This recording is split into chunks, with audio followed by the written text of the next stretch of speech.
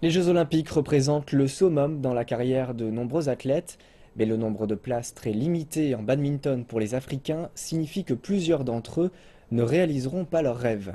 Voici le parcours difficile d'un athlète égyptien qui tente sa chance pour se rendre à Rio.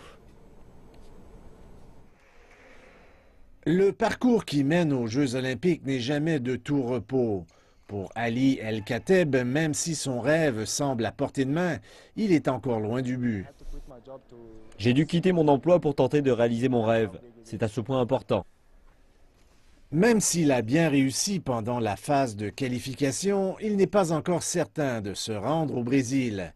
Le classement de la Fédération mondiale de badminton sert à déterminer ceux qui pourront participer au tournoi olympique. Les joueurs doivent être dans le top 100 pour s'assurer une place. Ils sélectionnent seulement un joueur africain en double. C'est donc très difficile de se qualifier. Il faut être dans le top 50 et un des meilleurs du continent. La phase de qualification pour le badminton va se terminer en mai. L'Égypte et l'Afrique du Sud sont à égalité dans le groupe africain.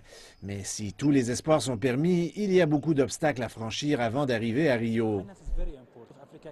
L'aspect du financement est très important pour nous. La plupart des Africains ont du mal à gagner des médailles d'or parce que c'est difficile de bien s'entraîner. Nous n'avons pas de camp d'entraînement comme les joueurs des autres continents, comme en Asie ou en Europe. Mais il y a encore de l'espoir. Plusieurs des meilleurs joueurs du continent ont reçu des subventions pour faciliter leur participation aux compétitions et ainsi devenir encore meilleurs. L'Afrique est devenue un endroit intéressant pour ceux qui aspirent à participer aux Jeux olympiques. Et avec la qualité de badminton que pratiquent les joueurs africains, plusieurs d'entre eux devraient pouvoir participer à des tournois internationaux, mais leur chance de remporter les grands honneurs n'est pas encore à portée de main.